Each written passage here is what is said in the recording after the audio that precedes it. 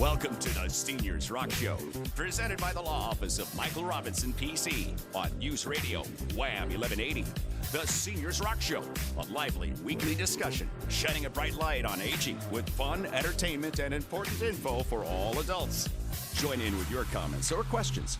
Call or text 222-1180 or 1-800-295-1180. Now from the News Radio Wham 1180 studio in downtown Rochester, here's your host, Joanna Palvino.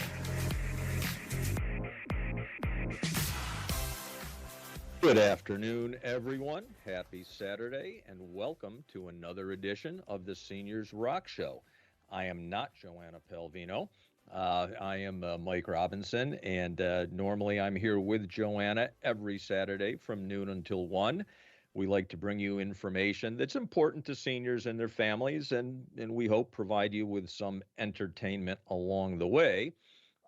Joanna is off this week. She is at home recovering from hip replacement surgery, and I'm happy to report that she's doing very well. She's apparently a star with the physical therapists who say she's well ahead of her recovery. So certainly we're wishing her a speedy recovery, and we hope she's going to be back with us next Saturday. So I'm here with our producer, Pam Rapp, and Pam, it's going to be your job to keep me in line for the next hour or so. It shouldn't be too difficult. We are going to be joined later in the show by Dr. Jamie MAZZA of Agape Physical Therapy, and she has what I believe is a unique background among area physical therapists, so you'll definitely want to keep listening and hear her story.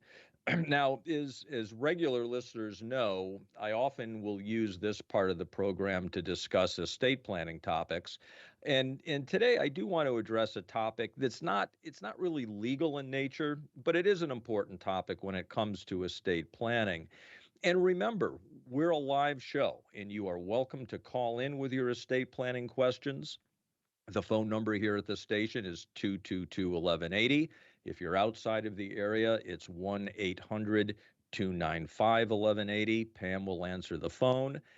You give her your question. If you'd rather not be on the air, just say so, and Pam will give the question to me. Otherwise, you can ask me the question live on the air. So, as I mentioned, the estate planning topic I want to address today, not really a legal topic, but it is an issue that I see causes problems for far too many people far too often, especially with couples. And it has to do with understanding your finances, because a frequent problem I see with couples is that one spouse or partner handles all of the finances, and the other spouse or partner has no clue what is going on with the finances. And when the spouse or partner who handles all the finances becomes incapacitated or dies, the other spouse is just lost. They have no idea what to do. They have no idea what bills need to be paid, how they're going to be paid, no idea what insurance policies or retirement accounts need to be claimed. Often no idea even what financial institutions' accounts are at, essentially no idea about anything having to do with the finances. So, in those events then, understandably, that spouse is extremely stressed, even fearful, and their lack of understanding can lead to some real problems. What are those problems? Well, late fees and penalties for late bill payments, loss of phone service or internet service or television service because bills just don't get paid. Sometimes there are tax problems that arise. And all of this causes, of course, even more stress in addition to unnecessary expenses. Well, how do you avoid the problem? Well, the best thing, of course, is for both spouses to be involved and familiar with the finances. It's fine for one spouse to be the primary handler of the finances, but both should have a basic understanding of the household finances. So, for example, in our house, my wife handles the finances. but we sit together on a regular basis. We go over the finances, so I'm fully aware of everything that needs to be done with our various accounts, when bills are due, which ones are on auto pay, which ones are we writing checks for, et cetera. And then at least once a year, if not more often than that, we'll do a more thorough deep dive together. So even though Kelly is the one primarily handling all of that, I would be able to step in at any time and keep things going. Now, I know that with some couples, there will be oftentimes a spouse who simply has no interest and is absolutely resistant from being involved in the finances. And so how do you handle that situation? That's something that people talk to me about actually fairly frequently. Well, at least what you can do if you're the spouse who is handling the finances is make a list. Just keep a good list of, what bills do need to be paid. When are they due? Are they monthly bills? Are they quarterly? Are they annually? How are they paid? Is it by check? Is it something that is on auto pay from a bank account? And whether it's paid by check or auto pay, from what account are the bills paid? And how do you make sure there are enough funds in the account to cover the payment?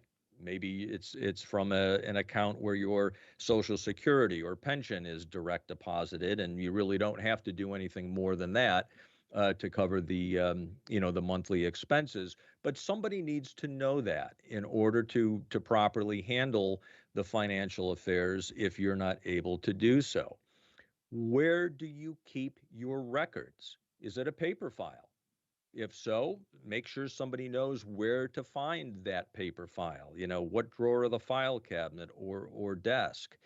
Do you keep your records on your computer? Many people do that these days. Well, you got to have a list of all the usernames and passwords so that somebody's going to be able to access those accounts on the computer. And just, what accounts do you have? Whether it's bank accounts, investment accounts, retirement accounts, annuities, life insurance policies. Keep a list of those. I actually recommend having a binder, and then at least annually just put the most recent statement for each account in the binder so that somebody, and then of course, let somebody know where to find the binder so they know where to get that information if something does happen to you. And, at least once a quarter, if you can, convince your spouse to pay the bills together. Just sit down and see how it's done. Again, if it's auto pay, take a look at how that's coming out of the accounts together. But it's just so important that both spouses have some understanding of how this is going to work. And for unmarried persons, it could be an adult child or a trusted advisor, but make sure someone knows where to find that list that you create for them so that in the event of your incapacity, in the event of your death, someone is going to be able to pick all of that up and handle it for you properly. So that's what I wanted to talk about today. Again, it's not a legal issue, but it's just a very basic, practical issue. It can go a long way to making sure that whichever spouse or partner becomes disabled or passes away first, that the transition is going to be easier for the other partner. And again, if you're not married, you're not partnered, at least make sure that there's someone who's going to be able to pick that task up for you when you're no longer able to do so. So there's my 2 cents, my nickel, if you will, on estate planning for today. So Pam and I were talking just before the show. We had high hopes for the Bills last weekend, and as I think we all know, that didn't exactly pan out. So a bit of a disappointing end of the season. But we also talked about the fact that for so many years we weren't even close to being in the playoffs. So at least we're getting some excitement these days that we haven't had in the past. And now those of us who are interested can turn our conversations to free agency and the draft and those sorts of things. So unfortunate end to the season, but it was a good run. good run, and we've got some good things to build on, I think. So, anyway, Pam, next year. So, hey, stay tuned, folks. We'll be back after this, and we're going to have some fun with the Chinese New Year. Effortlessly healthy meals are fresh, fully prepared, ready to eat, and hand-delivered. As a senior, I appreciate the 10% discount, and I love the never-frozen big variety of heart-healthy meals I get to choose from each week. Effortlessly Healthy is locally owned. Meals are perfect to send to a senior loved one. Just heat and eat. Effortlessly Healthy, delicious food, convenience, and a 10% senior discount. Stay healthy, stay happy, and stay home. ehmeals.com, ehmeals.com, 585-254-0078. Red and white, blue suede shoes. I'm Uncle Sam. How do you do? Give me five. And welcome back to the Seniors Rock Show. And Pam, I was thinking it would be fun to do something with the Chinese New Year that kicked off last Sunday, and it'll run through a week from this coming Sunday, February 5th. And this is the Year of the Rabbit. And I'm going to actually have a grandchild born this year in the Year of the Rabbit. So that's kind of a first. So I thought it would be fun to just kind of take a look at that. And so the Chinese zodiac, in the Chinese zodiac, the rabbit is the fourth sign. And the legend is that the Jade Emperor threw a party and decided that he was going to invite the animals, and in the order they arrived at the party, that would be the order in which they would appear on the zodiac. And the rabbit, sort of similar to the tortoise and the hare story, the rabbit got there first, but no one else was there. The party hadn't started yet, so supposedly went and took a nap. And by the time the rabbit woke up and got there, he was number 4 in line. So that's where the rabbit stands. But interestingly, rabbits or people born in the year of the rabbit are said to be very earnest.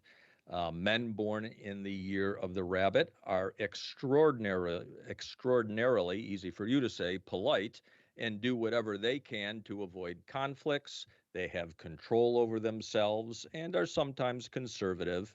They may seem to be a yes man, but they do have a bottom line that they won't cross. Women born in the rabbit year love being social, and they are thoughtful and treat everyone politely, very conscious of their public image, and they hate violence and arguments. So, Pam, I know that you were born in the year of the snake.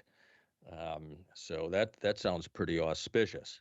At first, I was like, oh man, the snake. That doesn't sound too good. But then I looked it up. Yeah, It didn't well, seem as bad.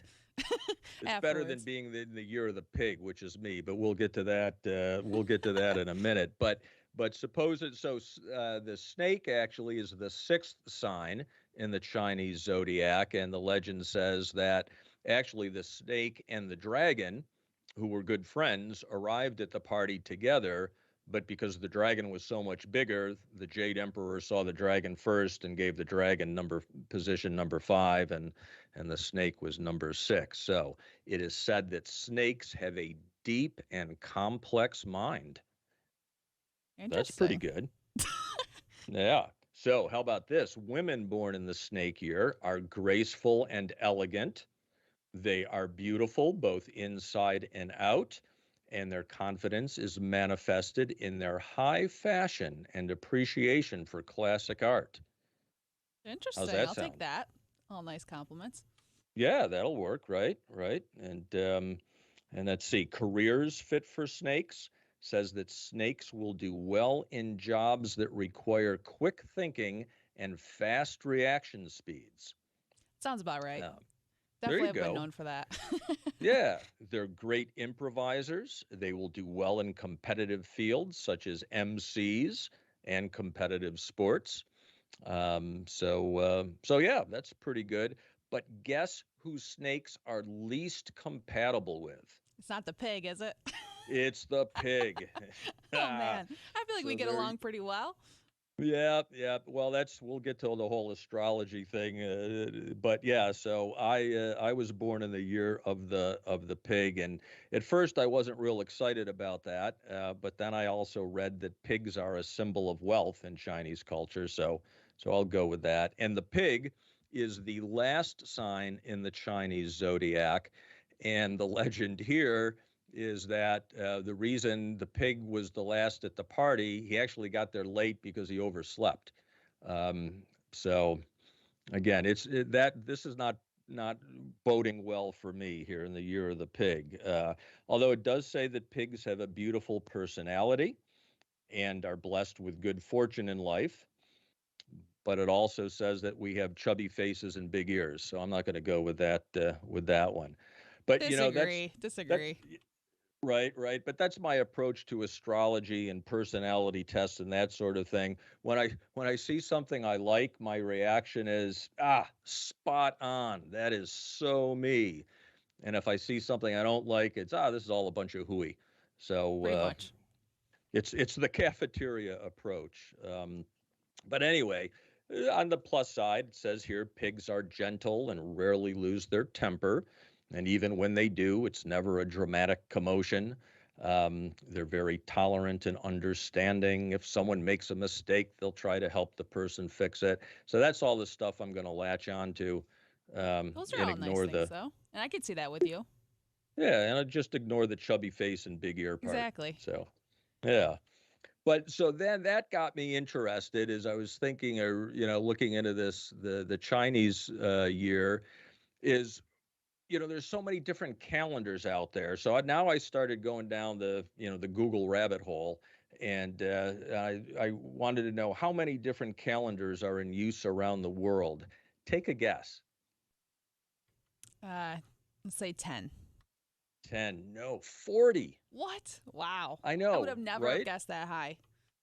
No, I know, and I mean, obviously, they're not all commonly used. We're the Gregorian calendar; that's the most common. But there's lunar calendars that are based on the movement of the moon. There's the solar calendar, which most calendars are. So interestingly, how we with our calendar, we have a leap year every fourth year. We add an extra day in February. The lunar calendar actually adds an extra month every 3 years. Wow. So there you go. So I know everybody was dying to know all about calendars and the Chinese zodiac, so I hope we took care of that for you. So stay tuned when we get back from the break. Dr. Jamie MAZZA will be here to talk with us about physical therapy and her unique approach here on News Radio Wham 1180. When you've lost movement, flexibility, strength, or balance, traveling a long distance for physical therapy seems like a bad decision. That's why Agape Physical Therapy has a convenient location near you, east side or west side. And there's a new location in Pittsford with Aqua Therapy. Let Agape Physical Therapy and wellness professionals customize a treatment program for you to help you recover quickly. Visit agapephysicaltherapy.com and schedule your free consultation today. No doctor referral needed. Athena Direct Primary Care and Lifestyle Medicine is an innovative approach to primary physician care. Athena is the only direct primary care practice in our region, and it's right here in Pittsford, New York. Direct care is a simple model, direct patient-physician relationship, no middle person, unlimited services, same day or next day unhurried appointments, plus direct access by phone, text, or email to communicate with your personal physician when you need it. All services included in one low monthly fee. No insurance copays, no fee for service. Athena Direct Care is currently accepting new patients, but it's for a limited time only. So call today for a free, no-obligation meet and greet with Dr. Laura Petrescu. Go to athenadirectcare.com or call 585-662-5510. That's athenadirectcare.com. This is Dr. Laura Petrescu, and I'm looking forward to meeting you soon.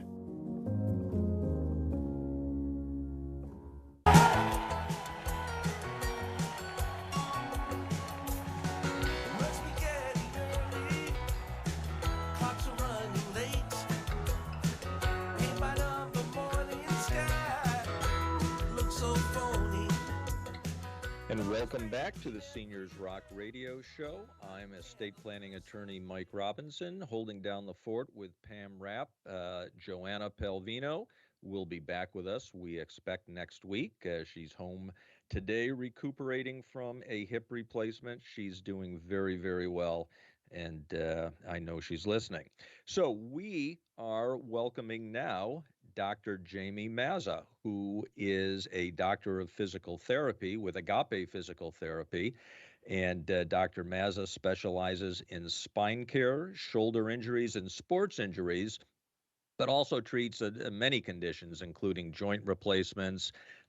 She does aquatic therapy. She works with vestibular dysfunction and concussion treatment.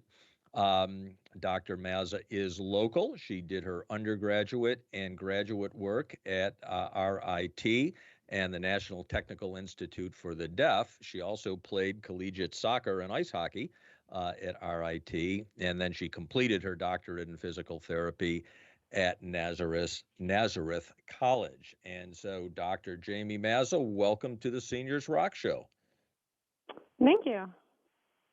And great to Great have you. doing today. And one thing I forgot to mention, and this is one of the most important things that I think distinguishes you, you are fluent in American Sign Language. And how did that come about? Yeah, so when I did my undergraduate work at RIT, NCID, I had a lot of friends and classmates and teammates that were all deaf, and that's kind of what started the process. I took some sign language classes, and really just the deaf community really, kind of welcomed me in, and that's really where I became fluent and learned about, the deaf community and deaf culture and sign language and everything. So and I've just really been involved with that ever since. Gotcha. I taught at Rochester School for the Deaf for a few years, and then worked for a group called the National Center for Deaf Health Research through U of R. So I've been involved in the deaf community for a really long time. And so I got to believe that's helpful in terms of your practice, correct? Oh, absolutely, 100%. It helps when I have a deaf patient. Instead of having that lag in communication through an interpreter, I'm able to obviously communicate with them directly one-on-one, and make for better diagnosis and treatment plans, and I can educate them just like I would all my other patients as well. And we have some amazing interpreter services right in Rochester, New York. Don't get me wrong; it's just better in my line of work to have that direct communication without that lag. Sure. And I've got to believe that also helps just in building trust with your clients. 100%, absolutely. Yeah. And tell us about what is your treatment philosophy and how do you approach working with your clients? So, one thing that's always in the front of my mind is, everybody's coming to me in pain and discomfort, right? So, my goal is to not just make them better and help them understand what's going on. I listen to my patients. That's one thing that I'm sorry to say, they don't get from a lot of other of the people that they've seen prior to coming to me sometimes. So sometimes I'm one of the first ones to actually hear them. And then I like to have fun with my patients. So if they're uncomfortable and having pain and everything, I like to joke around with them and learn about what they're into, what they want to get out of this. If they want to get back to anything, it doesn't matter what. That's my game plan, is to get them back to that. Being an athlete myself, chances are I've probably experienced the pain and discomfort Sure. that they've been through, and that tends to help. Yeah. No, And I then can having a understand. teaching background too, I can help them understand what they're going through as well. So I take that time to really make sure they understand what's going on and where we're heading and what the game plan is. Excellent. What would you say are the most common conditions that you tend to see? Definitely anything with the spine. A lot of, low back pain, neck pain. Those are probably the two biggest ones, followed quickly by shoulder injuries. That's probably the largest number that I see Gotcha. coming through my door. Yeah. Yeah, and I know you work with Agape. What is there a particular location that you treat out of? So my primary location is Brockport. I do help out some of the other clinics as well. I've been out to our Greece location, and I'm currently helping in the Gates location as well. But what's nice is, being the only assigned fluent PT in Rochester that at least I'm aware of, I do tend to kind of go anywhere that they need me to if there's someone that is deaf. Um, the other thing I forgot to mention too is when I was with the National Center for Deaf Health Research, I did work with the community of people with hearing loss as well. So these are the people that have lost their hearing later in life typically and don't know sign language or not fluent in sign language. So working with them as well allows me to be more patient and understanding with really anybody that has hearing difficulties, period. Sure, sure. And how does someone get in touch with you? Is there, what is the best way to if somebody did want to consult? Yeah, so if anyone had any questions for me specifically, they could simply email me. My email is jmazza, that's M as in Mary, AZZA, and that's at agape-pt.com, and agape is AGAPE.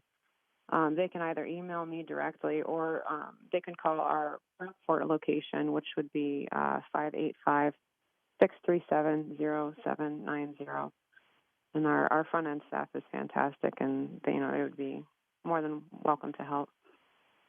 Gotcha, gotcha. And I know this is a question, Jamie, that often comes up.